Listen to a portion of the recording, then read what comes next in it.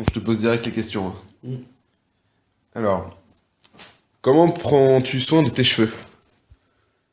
Euh, bah, j'y j'y prends soin, oui, bah, une attention, je sais pas, normale, pas deux shampoings par semaine, voilà, je les traite, un petit traitement contre, préventif contre la calvitie, parce que j'ai demandé ça à mon dermato, parce que mon père a une grosse calvitie, donc voilà, donc du coup je fais un petit peu attention, mais voilà, sans plus. Ok, merci. Qu'est-ce que tu attends de la part d'un produit? Un shampoing en particulier. Euh, Bah, d'être efficace dans la spécificité dans laquelle je l'achète.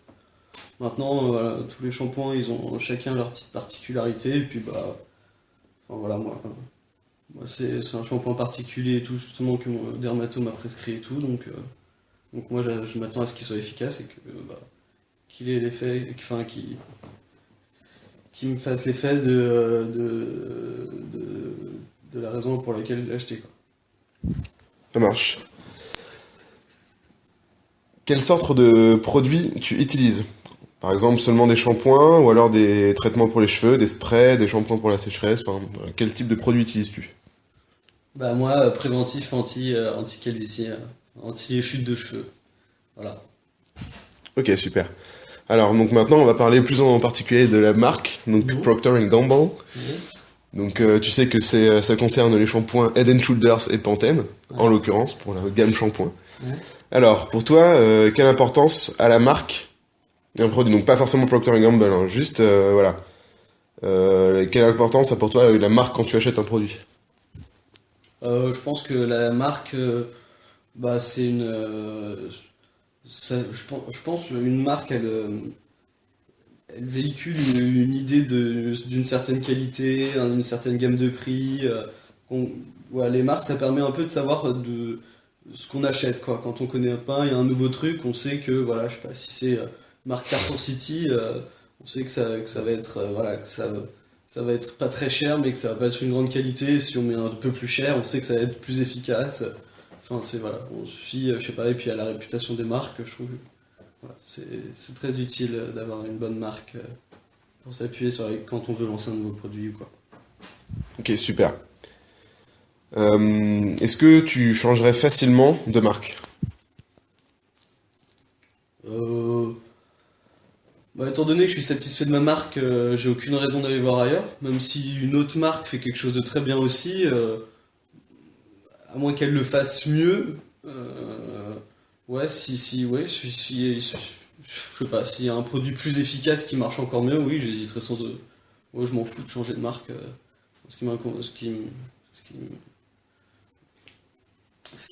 Voilà, je me préoccupe plutôt voilà, de l'effet et pas tellement de la marque du shampoing.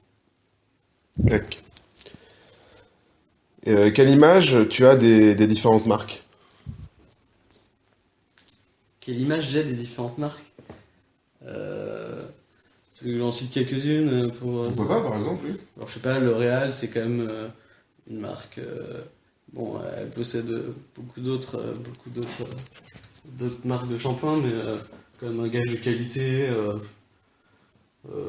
L'image des marques, pour moi, voilà, plus une marque est reconnue, mieux elle marche et plus ouais, plus j'irai vers ça, quoi. Parce que les cheveux, je sais pas, c'est comme ça, comme un truc sensible. Voilà. Tac. Alors, donc maintenant, on va parler de la décision d'achat d'un produit, donc dans la vie de tous les jours. Mhm. Donc, qu'est-ce qui est important pour toi? Qu'est-ce qui te vient à l'esprit en premier quand on te parle d'un choix, d'un produit? Je sais pas, prix, marque, qu'est-ce qui te vient en premier?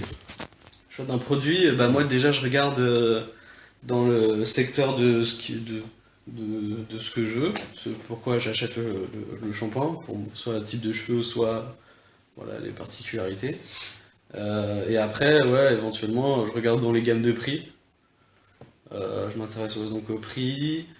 Et puis après, oui, ouais, j'avoue, ouais, si, il y a des marques qui donnent plus confiance que d'autres, donc ouais, la marque et le prix en effet. Très bien. Donc, quelles sont les caractéristiques d'un produit qui pourrait influencer ton choix en particulier. Mais au niveau caractéristique. Euh, autre que, autre que, que l'effet, comme je disais. Oui, non, l'effet, ça peut être, je sais pas, la texture, la couleur, l'odeur, plein de choses. Qu'est-ce qui influence toi en particulier? Est-ce que, par exemple, tu serais capable d'acheter un bon shampoing, mais qui sent pas forcément, enfin, un shampoing qui traite tes cheveux, mais qui serait pas forcément, qui Ouais, sentirait pas très bon, ou je sais pas. j'avoue. Qu'est-ce qui pourrait influencer ton choix, en particulier? Bah, l'effet nettoyant, parce que si c'est un shampoing qui te salit les cheveux, enfin, qui te donne un effet, mais qui te lave pas vraiment les cheveux. Ouais, le, l'odeur, ouais, c'est une importance quand même, parce que c'est sur les cheveux, c'est relié directement au visage. Enfin, quand les gens se lavent les cheveux, ça se sent, quoi. Donc, ouais, l'odeur, je trouve ça important. Après, la couleur, je m'en fous, parce que voilà, c'est juste pour se laver les cheveux, quoi. Après, ça va. Le packaging, je trouve ça important aussi. Je veux dire, voilà, une boîte qui donne envie, ou un truc un peu attractif et tout. Je sais pas, moi, je sais qu'il y a, voilà, il y a des styles un peu que j'apprécie plus que d'autres. Et puis après, voilà, par rapport aussi à la renommée, ce qu'on dit. Ok. Alors, où est-ce que tu achètes, en général, et pourquoi? Où est-ce que tu achètes des produits, shampoing? Euh, Bah, en fait, du coup, je les achète pas vraiment parce que mes parents sont pharmaciens donc ils me les donnent. Mais sinon, avant d'avoir ça, ouais, j'ai acheté ça, voilà, ouais, genre Monoprix, truc comme ça, quoi. Pas... Ouais. Donc, en grande surface. Ouais, en grande surface, ouais. Ouais, oui, j'allais pas dans des magasins, enfin, je sais pas. Non, non, grande surface en général, ouais. D'accord. Ou pharmacie, du coup. Ok. Alors, donc,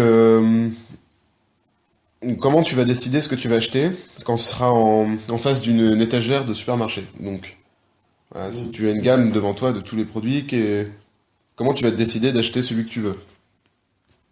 Bah, je dirais, je regarde la spécificité, comme je disais tout à l'heure. Mhm. Je regarde la spécificité, et après, dans la spécificité, je regarde les gammes de prix, et éventuellement les marques qui donnent plus ou moins confiance.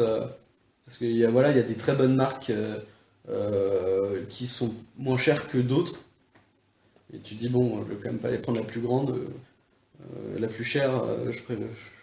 Voilà, les marques, ouais, le packaging, ouais, franchement, en vrai, ouais, ça joue grave. Euh,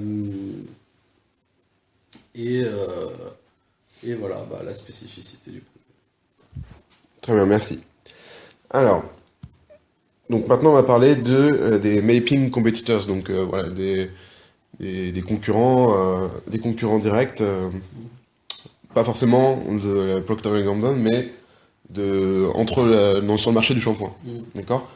Alors, est-ce que tu as remarqué, toi, une compétition, enfin, est-ce qu'il y a une quelconque compétition entre les différentes marques sur le marché, toi? Est-ce que tu constates une compétition?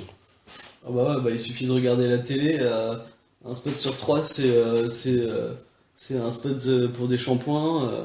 Enfin, maintenant, ils font des vrais films pour juste des shampoings, quoi. Ils sortent des nouveaux produits tout le temps. C'est des trucs, le packaging, il y a énormément de couleurs pour que ça attire l'œil et tout. Enfin, genre, ouais, j'ai l'impression qu'il y a quand même une grosse guerre sur les shampoings, ouais, entre les marques, ouais. Ok, génial. Donc, à ton avis, à ta perception, est-ce qu'il y a un quelconque leader sur le marché pour toi? Quel leader te viendrait, s'il y en a un, à l'esprit directement? Moi, je dirais Elseve, L'Oréal. Euh, En fait, moi, je pense surtout à ça parce que, pas tellement pour les shampoings que moi j'achète, mais pour les shampoings que je vois en général, enfin, les shampoings pour les meufs, c'est un truc de ouf. Il y a des étalages entiers où il y a que des shampoings. Et ouais, moi, Schwarzkopf aussi. Ouais, moi, je dirais que c'est les trois gros. J'en connais beaucoup d'autres, mais je trouve que c'est ceux qui ressortent le plus. Voilà, où il y a plus de spots à la télé. Ou après, les petits trucs, les trucs genre Petit Marseillais ou le DOP, mais ça c'est plus pour les gamins, c'est quand même moins, c'est moins bourrin je trouve, c'est moins fréquent. Ok, très bien. Bon, une dernière question. Et, qu'est-ce que tu penses, ou qu'est-ce que tu connais, en tout cas, sur Pantene et Head and Shoulders? Donc pour toi, donne-moi ton opinion sur ces produits, si tu les connais, donc voilà.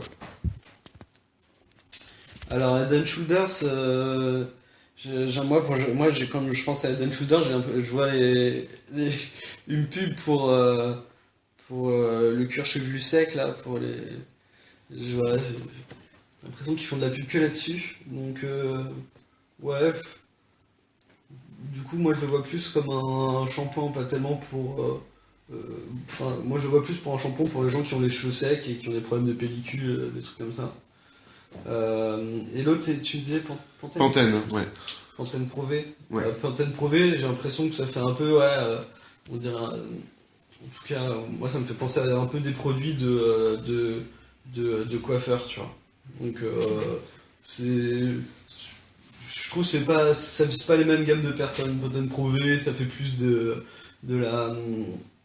C'est plus des shampoings pour les cheveux colorés, des teintures, des trucs comme ça, que Head and Shoulders, où je trouve que c'est plus voilà, à l'essence de menthe, des trucs comme ça, alors, pour pas hydrater le cuir chevelu, des conneries comme ça. Ok, super. Euh, Bah écoute, ça va être à peu près tout, hein. Moi, si tu pouvais finalement me dire... Bon, de toute façon, après, je vais couper des trucs, hein. Quels sont les éléments que la marque que la marque Procter & Gamble pourrait à la limite améliorer, à ton avis? Quel élément là? La marque Procter & Gamble pourrait faire pour améliorer sa marque, enfin voilà, pour améliorer l'image de sa marque, son profil, enfin tout ce que tu veux quoi. La marque Procter & Gamble ou les sous-marques qu'elle possède? Alors la marque Procter & Gamble, donc si t'as une idée en particulier que concernant les shampoings, mais Pantene et Head and Shoulders. Donc, moi je trouve pas ça forcément bien que les gens sachent que c'est les mêmes, que ça vient de la même marque. non mais les gens le savent pas. Ouais, justement, Procter & Gamble, faut justement qu'ils parlent pas trop de eux, qu'ils parlent plus de leur sous-marque. Et ça, je pense que ce serait plus profitable pour eux. Donc tu penses qu'il y a pas assez, ils sont pas assez visibles, Pantene et Head and Shoulders, c'est ça? Pantene et Head & Shoulders, ouais, ils sont visibles, mais c'est... Ouais, en fait, c'est pas des vieux produits, c'est des produits, je trouve que c'est des marques assez récentes et on a moins l'habitude de ça, quoi. Je sais pas. Voilà, je trouve Ok. qu'ils font pas beaucoup de pubs autres que à la télé. Voilà. Donc, je vois jamais, par exemple, dans les journaux, les journaux gratuits, là, genre Métro, tout ça, je vois jamais de pub. Non, je vois jamais de pub. Si, peut-être quelques-unes, mais genre, c'est super rare. Ok, super. Merci Edouard. De rien.